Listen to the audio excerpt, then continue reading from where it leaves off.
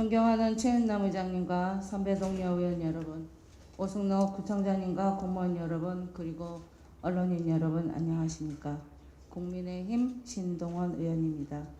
먼저 질문에 앞서 오승록 구청장님께서는 답변대 앞으로 나와주시기 바랍니다. 본 의원은 오늘 질문 드릴 것은 첫째, 노원구의 코로나19 대응에 관하여, 둘째, 나비정원에 관하여, 셋째, 꽃과 정원의 도시 사업에 관한 것입니다. 첫 번째 질문입니다. 코로나19로 구민뿐만 아니라 전 국민이 힘들고 있습니다. 12월 19일 기준 국내 확진자가 48,570명 발생하였고 34,334명이 완치되었으며 13,577명이 치료 중이고 659명이 사망입니다. 우리 노원구 현황은 확진자 647명 발생하였고 퇴원자가 504명이니 137명이 치료 중에 있습니다. 잠잠해지는 듯 하다가 5월 중순에 코로나 이태원발로 확진자가 늘고 8월 중순에 또 한 번 확진자가 급속하게 늘었습니다. 그리고 11월 1단계에서 움츠렸던 활동을 서서히 시작하였습니다. 구에서 주관하는 행사도 시작했고요. 그러다가 갑자기 11월 24일에 구청 직원 확진자가 발생하고 끝내 우리는 구청 직원 집단 확진이라는 오명을 쓰게 되었습니다.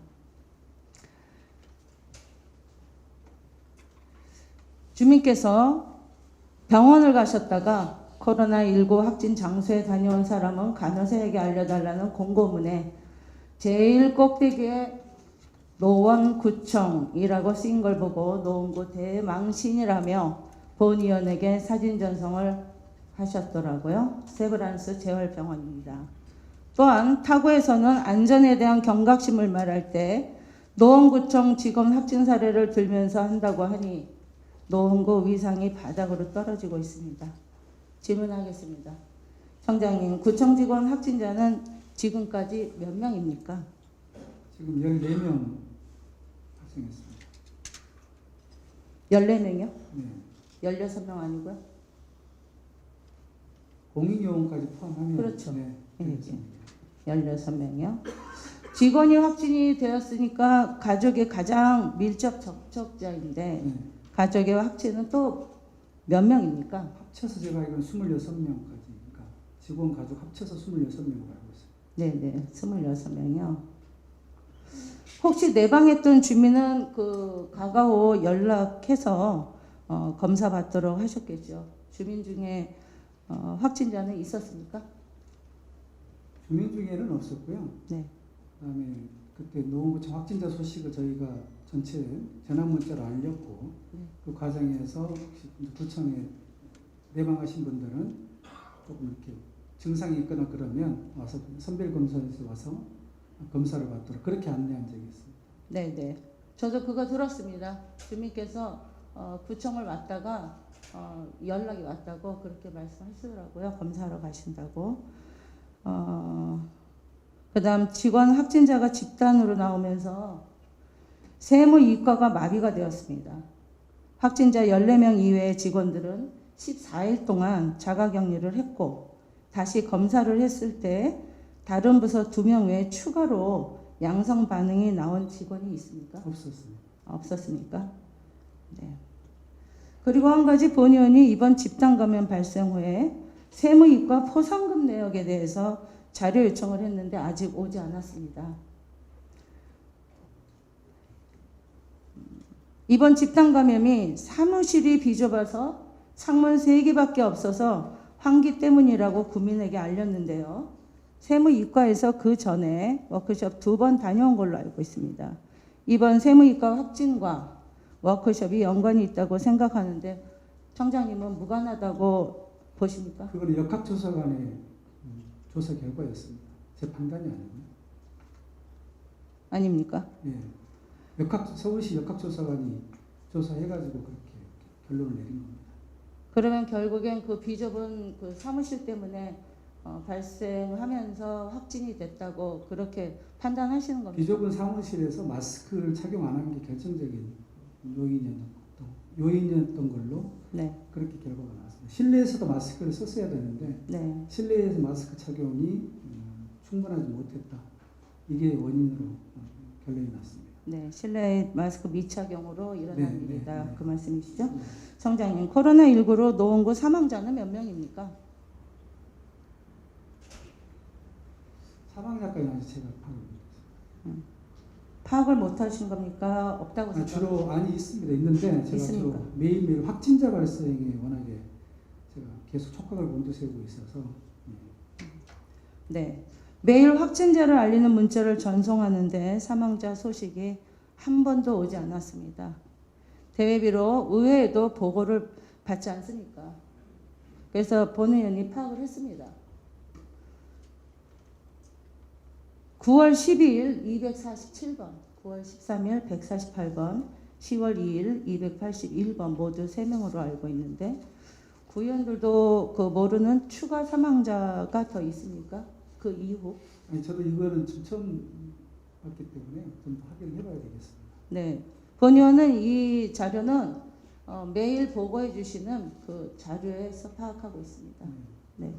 그러면 이 10월 2일에 이후에는 사망자가 파악을 하시는 거예요? 없다고 한번 보시죠? 확인해봐야 되겠습니다. 네. 알겠습니다. 확인 한번 해보십시오.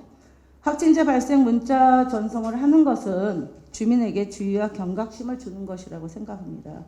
교회에서 발생할 때는 어느 교회라고 상세히 알려주면서 구청 관련 확진은 직장 내 감염이라고 나오니 알 수가 없습니다. 주민들의 알 권리 보장을 위해서 사망 발생과 공무원 관련 확진 소식을 숨기지 말고 투명하게 공개하십시오. 그리고 올해 코로나19 관련 재난관리기금 23억과 코로나 관련 예비비 83억을 지출하여 총 106억을 사용했는데 2021년 재난기금으로 7억 8천만 원을 편성하였어요. 2021년에 재난 관련 재원은 어떻게 마련하셨죠? 재난관리 기금은 저희가 그 세출예산에서 전출하는 거기 때문에요. 네, 그렇게 지금 편성이 됐고요. 아까 손영민 의원님 말씀처럼 일단 좀 사태 추이를 좀 지켜보고 내년 4월에 네. 결산 이후에 추경을 할 때는 그때 추이를 좀 지켜보고 코로나 관련 예산을 대폭 증액해야 되지 않을까, 편성해야 되지 이렇게 지금 계획을 하고 있습니다. 그래서 이게 그 코로나 예산 전부라고 생각하지 않았으면 좋겠습니다. 네. 저희가 지금 2021년 그 예결위 심사가 끝났습니다. 2021년도에도 코로나와 관련된 그 사업비가 많이 보이는데요. 사실 시대에 좀 반영을 해서 우리가 좀 미리 예측 사업을 해서 그 사업들을 조금 그 자제하고 그 다음에 이런 재난 안전에 대한 그 사업비를 편성했으면 좋았을 텐데 하는 아쉬움이 있더라고요. 아니 그게 기회가 없는 게 아니고요. 네, 맞습니다. 그래서 아까 이야기 손영민 의원님 드릴 때도 말씀드렸습니다만은 네. 저희가 내년 추경은 사업 이 추세대로 간다 그러면 사업 예산은 상당 부분 반영을 못하고 코로나 관련 재난 예산으로 대부분 추경 예산을 소유하지 않을까 이렇게 예상을 하고 있습니다. 그래서 그에 대한 준비를 좀 하고 있기 때문에요. 너무 걱정 안 하셔도 될 것 같습니다. 예산이 부족하거나 그러지는 않을 것 같고요. 네네. 한 가지는 예비비에서 재난문자 발송을 하는데 2020년도에는 2억 7,300만 원을 지출했어요. 요즘 오전 오후 2번으로 발송하고 있습니다. 청장님, 하루 2번 발송하면 문자 발송 비용이 2배로 더 드는 거죠. 현재 한 1만 9천 명 넘는 사람들에게 문자 발송을 하는데요. 예전처럼 한 번으로 하시는 거는 어떠하신가요? 재난 문자하고 구청에서 발송하는 일반 문자하고 좀 차이가 있습니다. 그러니까 재난 문자는 그 우리 행안부의 시스템에 의해서 100자 내외에 네. 100글자를 넘어가지 못하고 그거는 발송을 해도 해당 반경 10km 밖에 발송이 안 돼요. 그래서 낮 시간대에 직장에 나가 있는 분들은 노원구 재난 문자를 받지를 못합니다. 보통 저희가 오전 10시에 보내는 긴급 재난 문자 오늘 몇 명이 발생했다 이 부분은 직장을 출퇴근하시는 분들은 받지를 못합니다. 오히려 그 중부에 직장을 가지고 계신 분은 중부 문자를 받게, 종로나 중부의 문자를 받게 되시는 거고요. 그 다음에 저희가 따로 이제 일반 문자로 해서 주민들께 동의를 구해가지고 보내는 문자가 저희가 한 19만 명 정도 확보를 해서 이 19만 명한테 보내는 문자가 있었습니다. 그동안에. 근데 요즘은 그때 그 동선 공개 때문에 저희가 그 문자를 활용해서 확진자가 발생할 때마다 계속 그 동선을 공개하면서 그 문자, 일반 문자를 보냈죠. 그 문자는 제주도에 있어도 그 문자를 받을 수 있기 때문에 오히려 주민들이 그 문자가 굉장히 유용하다 이렇게 말씀을 하셨는데 그렇게 계속 보내오다가 하루에 한 두세 명까지는 그 문자로 보내는 게 가능했는데 이제 3차 대유행이 되면서 저희도 그때 성북사랑제일교회발 8월 달에 그때 하루에 최고 이 20명까지 나온 적이 있습니다. 그때부터 도저히 일반 문자로 이 20명의 동선을 담기에는 너무 내용이 방대해가지고 그때부터 체계를 좀 바꿔서 일반 문자로 동선을 보내는 거는 그때 중단을 했고요. 지금은 그때부터 이제 긴급 재난 문자로 몇 명이 발생을 했고 조금 자세한 동선은 홈페이지에 들어가게끔 저희가 링크를 시켜가지고 블로그하고 그렇게 보내는 방식으로 방식을 변경한 적이 있습니다. 네. 우리 문자 보내기 19만 명이 넘는군요. 지금은 현재 그렇습니다. 아까 본 의원이 그 19,000명이라고. 일반 문자는 19만 명이고요. 네. 긴급 재난 문자는 19,000명이요? 우리 아닙니다. 우리 반경 내에 있기 때문에 핸드폰을 가지신 분들한테 100% 다 보냅니다. 그러면 저희 노원구의 핸드폰 보급률이 45만 명 정도, 45만 대 정도 되는 걸로 알고 있기 때문에 45만 명한테 아마 가는 걸로 그렇게 알고 있어요. 본 의원이 이걸 왜 오전 오후로 하는 문자를 한 번으로 줄였으면 하는 바람은 물론 지금 우리가 재난 그 기금이나 이런 예비비나 그 코로나 관련해 쓴 비용을 비교해서도 그 절감하는 부분에서도 말씀드렸지만 이번에 구청에 일일 그 폐쇄할 때요 많이 문자를 못 본 사람도 많아요. 왜냐면 문자가 사방팔방 오니까 등한시한 거예요 그날. 그래서 오전 오후로 이렇게 하는 것보다 예전처럼 하루에 몰아서 이렇게 해주는 건 어떠냐. 그거는 저희가 그렇게 해왔는데 말씀을 드리고 다른 민원 사항이 들어왔습니다. 저희가 아침에 9시에 그 시젠이라는 진단업체부터 한꺼번에 받아가지고 그 통계 플러스 하루 종일 저녁 시간까지 오후 6시까지 온 걸 받아가지고 그 다음날 오전 10시에 보내니까 늦죠. 늦습니다. 늦어요. 늦고 이미 다 방역을 해버린 상태니까 주민들이 그럼 어디 가서 뭘 조심해야 되는지를 잘 판단을 못하니까 많은 주민들이 구청장의 바란다나 이런 쪽에서 분명히 처음에 실시간으로 보내달라. 그러니까 한 명 발생할 때마다 2명 발생할 때 11시 발생하면 또 발생했다. 3시쯤 발생하면 무슨 동에 발생 이렇게까지 해달라는 요구가 좀 있었는데 그건 너무 정말 피로감도 높고 너무 피로감이 있습니다. 과하다고 생각을 해서 그럼에도 불구하고 신속한 정보 전달 요구하시는 주민들이 많았기 때문에 저희가 10시 타임하고 오후 6시쯤 되면 또 시즌이라는 오전 10시와 오후 6시에 들어옵니다. 4시쯤에 옵니다. 4시쯤. 그러니까 두 번 들어옵니다. 그 시즌이라는 그 진단업체로부터 오후 4시까지 계속 낮에 발생하는 것도 드문드문 들어옵니다. 한꺼번에 들어오는 게 아니고. 그래서 4시까지 모은 거를 저희가 종합해서 동도 확인하고 그래서 6시 한 번 더 보내는 게 맞겠다. 신속성 때문에. 그 문제는 이제 그렇게 해서 바꿨습니다. 그 집행부에서 알아서 하시는 거고요. 언제 집계해서 언제 근데 이제 보내는 거. 도봉구나 성북구나 이런 쪽이 문자가 같이 거기도 거의 2번씩 들어오기 때문에 하루에 한 8, 9번 재난 문자를 받다 보니까 주민들이 많이 피로감을 느끼고 있는 건 사실입니다. 사실입니다. 그래서 그런 걸 조금 좀 고려해 주시기 바랍니다. 더군다나 오전 오후로 보내겠다 예고도 하고 노원구는 또 오전에는 확진자가 없습니다도 하고 어느 날은 오후에 확진자가 없습니다. 너무 친절해서 이렇게 보면은 그런 내용이에요.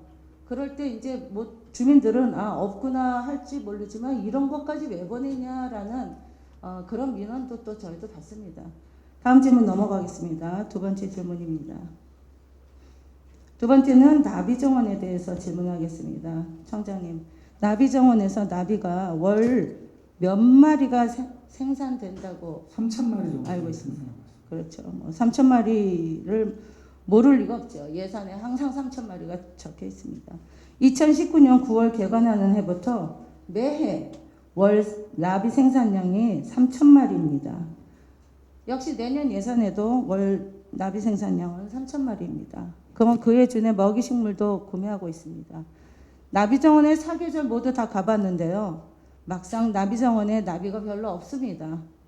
많다는 생각이 들지 않아서 세어보게 되는데 늘 본의원은 세어보면 한 30마리 정도 이렇게 있더군요. 청장님, 월 3,000마리를 생산한다면 숫자상으로 하루에 100마리를 생산한다고 해봅시다.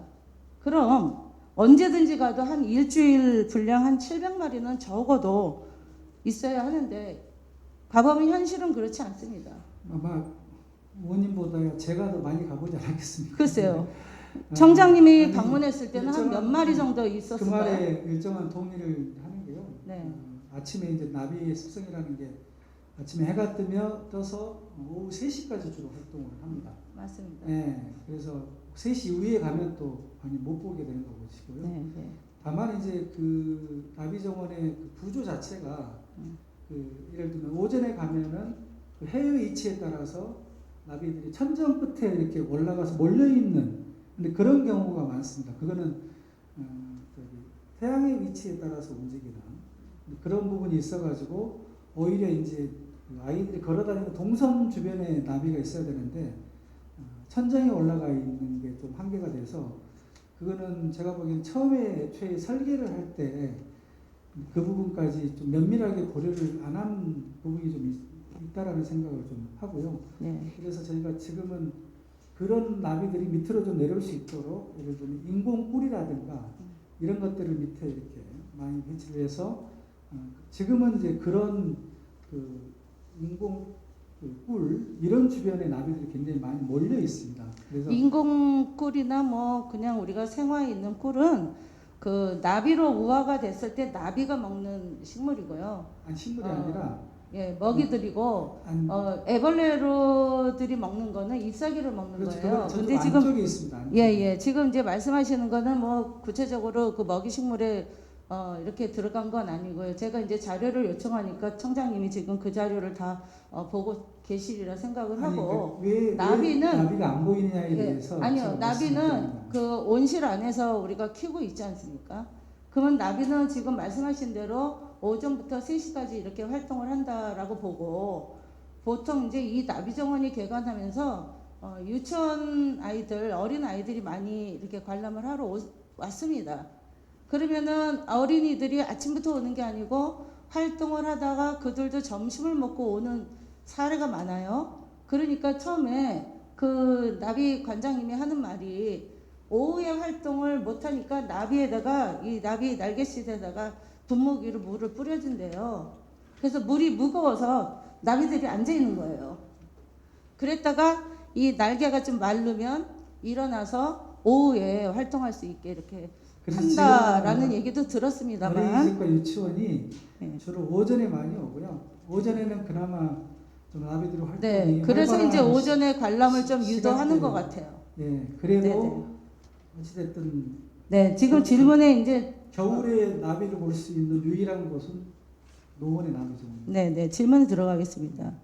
이제 나비의 그 생태를 지금 말하려는 건 아니었는데 이게 이제 더욱 이상한 거는 먹이 식물에 대한 자료를 제가 요청해서 청장님도 보시리라 생각하는데 2021년 예산에서 월 나비 생산량이 3,000마리로 변함이 없어요. 2018년도에도 9월 18일 날 개관했는데 3,000마리. 19년은 1년치의 예산인데도 월 3,000마리. 20년도도 1년 예산인데 월 3,000마리. 21년도도 월 3,000마리. 똑같습니다.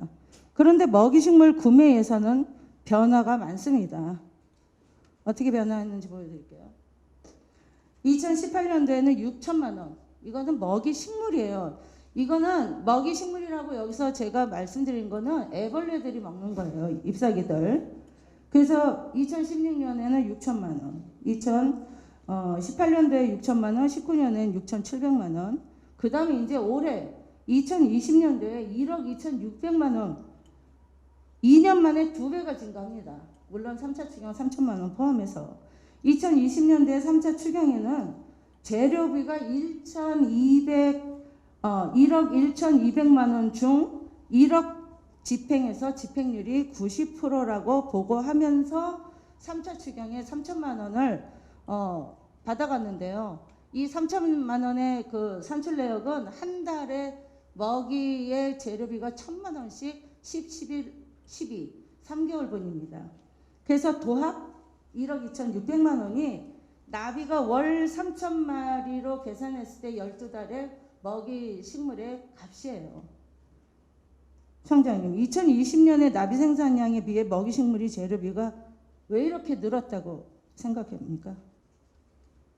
글쎄, 저희가 키우는 나비 똑같아요. 아니 그러니까 이제 원래 나비정원 뒤쪽에 유리온실을 저희가 운영을 하고 있었습니다. 그래서 유리온실에서 원래 먹이 식물을 키우죠, 네, 애벌레들. 키웠기 때문에 봄에 가보면요, 근데- 애벌레들을 바깥에 나서 새들이 막 씹어가요. 아니, 애벌레를. 근데 이제 지금 현재 저희가 최근에 시스템을 바꾼 게 최근이 아니고요. 그 유리온실을 일단 안을 중단을 하고 네, 저희가 거기에 정원지원센터와 원실 카페를 만들기 위해서 네. 그 유리온실에서의 먹이 사육장을 중단을 했습니다.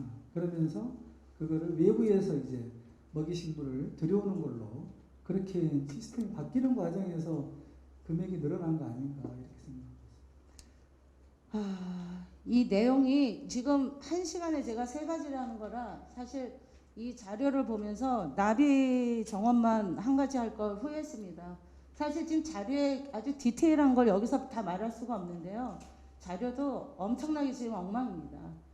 그 정도 제가 언급을 하고, 나비가 겨울에 취약한데, 그쵸? 겨울에 취약해요. 걔네들도 그 잠을 자기도 하고, 나비가 우아할 때까지 보통 이렇게 한 2주 이렇게 걸리는데, 겨울에는 또 그런 게 또 늦을 수도 있고 그렇답니다.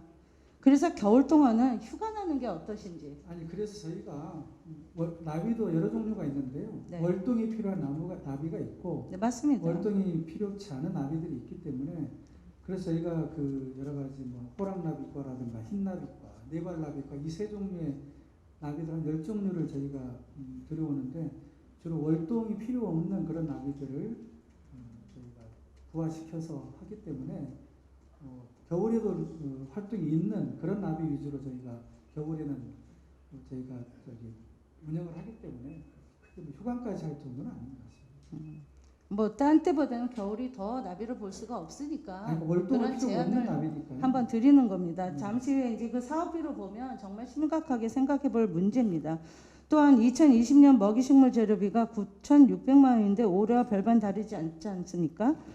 그러면 2020년도에도 이게 본 예산과 추경이 더해서 이렇게 됐는데 내년에도 올해 모습과 같다면 이 21년도에도 추경을 받지 않는 한 지금도 9,600만 원이니까 거의 1억입니다. 추경을 만약에 작년처럼 또 먹이식물이 모자라서 받는다고 올라온다면 1억이 훨씬 훌쩍 넘을 수밖에 없습니다. 나비정원의 사업비를 2개년간 비교했습니다. 나비정원 전체 사업비에는 인건비도 있고 수도, 전기, 여러 가지 비용이 다 들어 있습니다.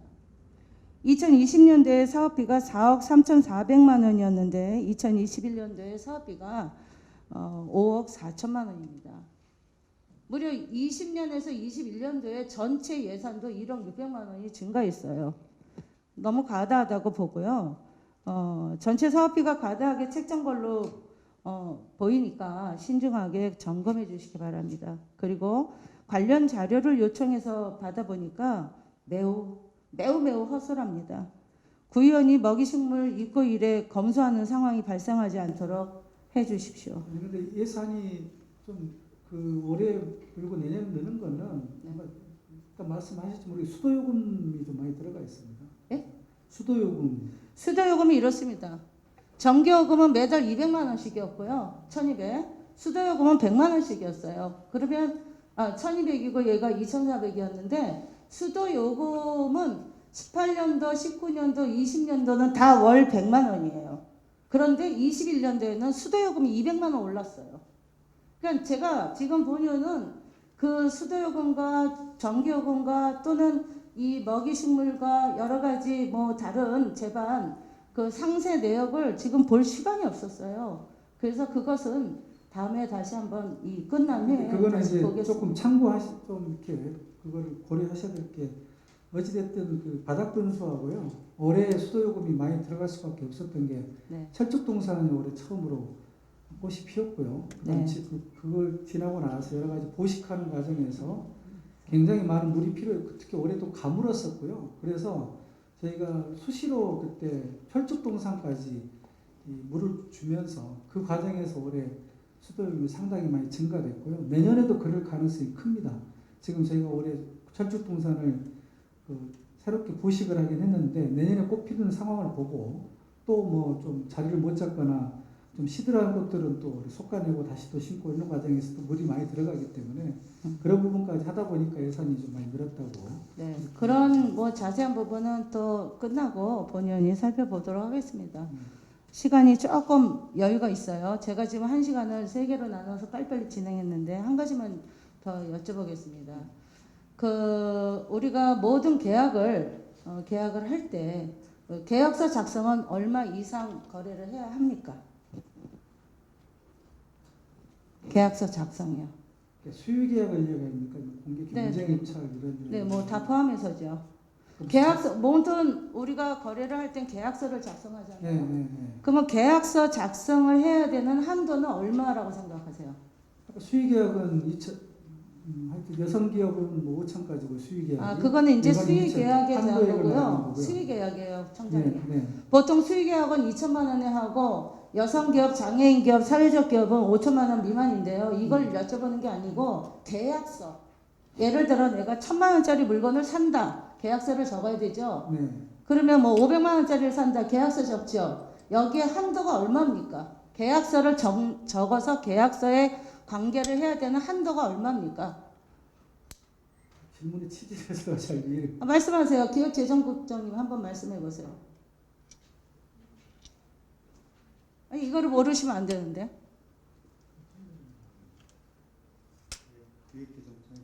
네, 계약서 작성을 해야 되는 한도가 얼마냐고요. 계약서 작성은 수의계약도 계약서를 작성해야 되고요.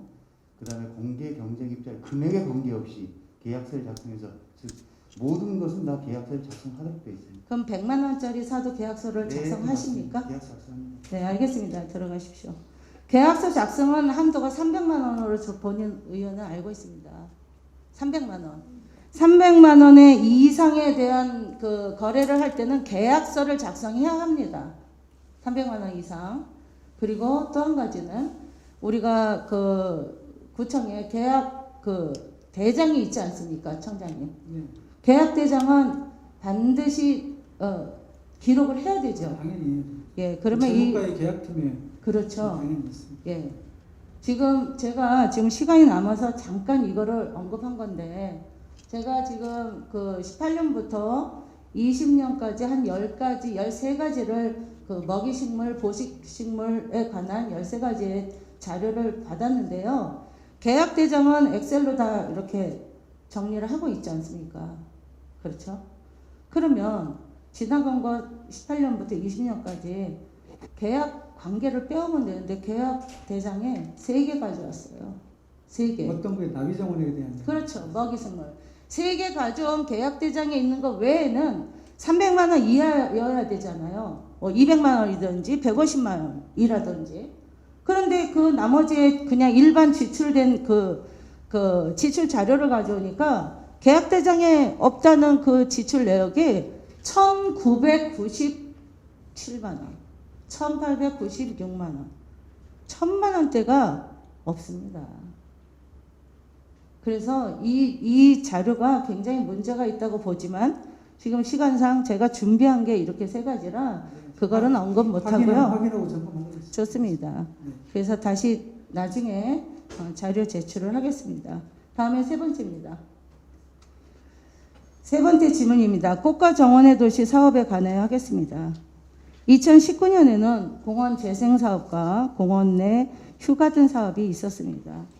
2020년도에는 당연천 꽃 조형물이 눈에 들어왔습니다. 이 사진과 같이 당연천에 있는 거죠. 바로 공작새와 꽃폭포입니다. 공작새, 꽃폭포. 공작새와 꽃폭포.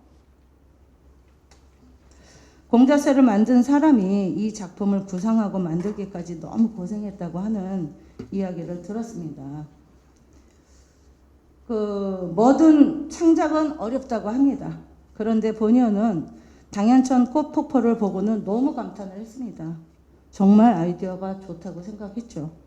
청장님, 에코스타일 회사에서 꽃폭포용 꽃을 납품했는데 그 작업도 그 회사가 했습니까? 어떤 거냐면 그것까지 잘 이거요. 모르겠습니다. 이게 꽃폭포인데 네. 그러면 에코스타일에서 꽃도 팔고 만들기도 한 거죠? 그러니까 에코스타일 말도 제가 처음 알았고요. 네. 어디서 공사 작업을 했는 것까지는 제가 네, 뭐 그럴 수 파악을 있어요. 못했습니다. 네. 네, 그러니까 공사까지 했다, 그렇죠? 이 작품들이 다른 사람들이 만든 디자인을 가지고 오지는 않았나요? 아직 그것까지 모르죠. 그들만의 창의적인 발생인가 이런 생각이 들었는데 그 창의는 모방에서 온다는 이야기도 있습니다만 요즘 시대는 저작권이 보호받는 시대이니 모든 게 조심스럽습니다. 저작권은 지적 재산의 한 가지입니다. 라이센스 비용도 지불하지 않고 무단 도용해서는 절대 안 되겠죠. 요즘은 음악, 그림에 국한하지 않고 여러 장르에 해당되는데요. 본의원은 공작새 꽃폭포 작품과 똑같은 작품을 보고 깜짝 놀랐습니다. 한번 비교해 보시죠. 왼쪽에 있는 거는 두바이의 미라클 가든에 전시된 거고요. 오른쪽은 당연천의 우리 노원구 당연천입니다. 왼쪽은 두바이 미라클 가든에 전시되어 있는 꽃폭포고 얘 이름도 꽃폭포예요. 영어로 써 있어요, 거기. 오른쪽에는 당연천 우리가 에코스타일이라는 회사에서 만든 거예요. 본의원이 에코스타일의 홈페이지도 가봤습니다. 그랬더니 4월 며칠에 노원구 당연천에 꽃폭포 했다고 이렇게 이 사진이 올라와 있더군요. 그리고 이 왼쪽에 두바이 미라클 가든은 지금 11월부터 한 3월까지 그 대대적인 면적에서 하고 있는데요. 태릉 골프장이 25만 평이라고 그러잖아요. 이 미라클 가든이 22만 평이에요. 21만 8천 평이라고 하는데 뭐 시간 되면 이렇게 동영상 한번 들어가서 보십시오. 물론 이렇게 비슷하게 혹은 똑같게 할 수도 있겠지만 처음 작품을 보는 사람들은 노원구에 처음 설치하는 작품으로 생각하고 노원구에 대해 자부심도 생길 것이라 생각합니다. 그러나 멋지게 보았는데 다른 곳에 있는 것과 비슷하다면 실망스럽지 않겠습니까? 바로 카피노원이라는 오명을 쓸 수 있습니다. 본의원도 너무 깜짝 놀랐습니다. 이 미라클 가든을 보고 그동안 청장님은 전문가로 여기는 사람들을 영입해 꽃과 정원의 도시를 갖고 오셨을 텐데요. 이런 점에서 식견이 있는 제대로 된 분이 맡아야 된다고 생각합니다. 앞으로 청장님의 해안을 기대합니다. 저는 좀 생각이 다릅니다. 저는 저런 류의 디자인의 꽃을 경기도 고양 꽃박람회에 가서 많이 봤습니다. 네. 정말 고양시 꽃박람회에 갔을 때 네. 굉장히 영감을 주는 네. 그런 작품들이 뭐 저 꽃폭포는 아무것도 아닐 정도로 너무나 전 세계에서 다양한 디자이너들이 그렇게 저마다의 솜씨를 뽐내면서 저 중에 참 우리 노원구에 있었으면 좋겠다. 맞습니다. 이런 것이 너무 많았습니다. 그리고 올해 어찌됐든 화제가 됐던 노원구 수학문화관학교 음악분수도 그것도 제가 세종시 방축전까지 가서 방축전 음악분수를 보고 거기서 영감을 얻어서 저희가 도입을 하다시피 한 그런 내용도 있고요. 그 다음에 그 화랑대 철도공원에 기차 카페라든가 이런 것도 인천에 한 그 기차 카페에 있다는 소문을 듣고 저희가 찾아가서 그렇게 배워왔고요. 그 다음에 거기 미니어처 랜드 만드는 것도 제가 독일의 함부르크에 있는 원더랜드를 가서 보고 거기서 영감을 얻고 지금 진행을 하고 있고요. 구석구석 지금 자연과 문화, 힐링도시 관련된 여러 가지 아이템들, 철쭉동산은 솔직히 말씀드리면 경기도 군포에 있는 철쭉, 우리보다 훨씬 큰 철쭉 그 꽃밭에서 거기 엄청 큽니다. 영감을 네. 얻었고요. 뭐 네. 지금 현재 말고 있는 온실 카페도 요즘 여기 경기도 양평이나 이런 곳에 플라워 카페 같은 거 엄청나게 많이 생기고 있는데 그런 데 다니면서 영감을 얻어서 저는 이런 것들이 우리 주민들이 접할 수 없기 때문에 당연히 감동을 주는 그런 아이템이나 그런 조형물, 전시물들은 당연히 우리 노원구에 가져와서 주민들한테 선을 보여도 좋다라고 생각을 하고요. 저는 그런 데서 주민들이 위안을 얻고 치유를 얻을 수 있다면 의원님은 카피노이라는 말씀을 하셨지만 저는 그런 소리를 들어도 된다고 생각할 정도로 이런 사업들을 더욱더 공세적이고 적극적으로 해야 된다고 생각을 하고요. 저는 이런 사업에 대한 주민들의 평가가 저는 굉장히 좋다고 생각하고 뭐 우리 7월 달에 2주년 그 여론조사에서도 이런 부분에 대해서 저희가 직접 물어봤었고요. 70% 이상이 국가 정원의 도시 이런 부분에 대해서 동의하고 찬성한다는 주민들 여론조사 결과도 있기 때문에 이런 부분들은 계속 살려 나가야 된다고 생각을. 그러다 보면 뭐 어찌됐든 뭐 표절 시비도 있을 수 있고 뭐 그럴 수도 있는데 그렇게 해서 다른 데 있는 걸 본 사람은 저는 극히 드물 거라고 생각합니다. 네. 그 부분은 좀 감수하고 네. 이 부분은 사업은 계속 해야 한다고 생각합니다.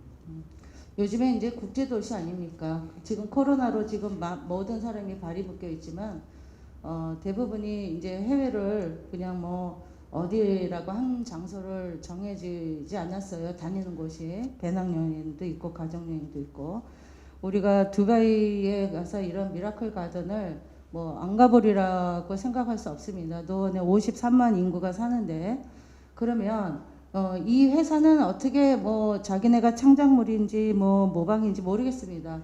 그러나 이게 만약에 만에 하나 저작권에 걸려 있다면 보통 일은 아니죠. 그리고 이게 이것이 개인도 아니고 관에서 주관하는 행사이기 때문에 본 의원이 이것을 오늘 소개를 드리고 좀 조심하자 이런 얘기입니다. 여기에 미라클 가든의 이 꽃폭포 말고도 그 가든 안에 조그만 그 가든의 이름이 있지만 그곳에는 그 나비정원도 있어요. 그래서 이름도 똑같고 정말 제가 그 보면서 우리도 나비정원에 이렇게 꽃 이렇게 나비 모양으로 이렇게 멋있게 해놓으면 좋겠다 이런 거를 이번에 또 혼자 접하기도 했는데요. 아무튼 뭐 불철주야 애쓰시는 거 압니다. 이상 청장님 자리로 돌아가셔도 좋습니다. 답변 감사합니다.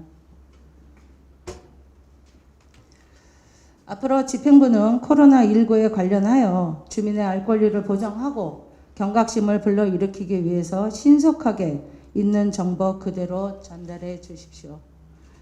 나비정원과 관련하여 본 의원이 살펴본 바로는 구매 관계가 투명하지 않습니다. 한 점의 의혹도 생기지 않도록 공개해 주시기 바랍니다. 마지막으로 꽃과 정원의 도시 노원은 카피 노원이 되지 않도록 하여 주십시오. 이것으로 구정 질문을 마치겠습니다. 경청해 주셔서 감사합니다.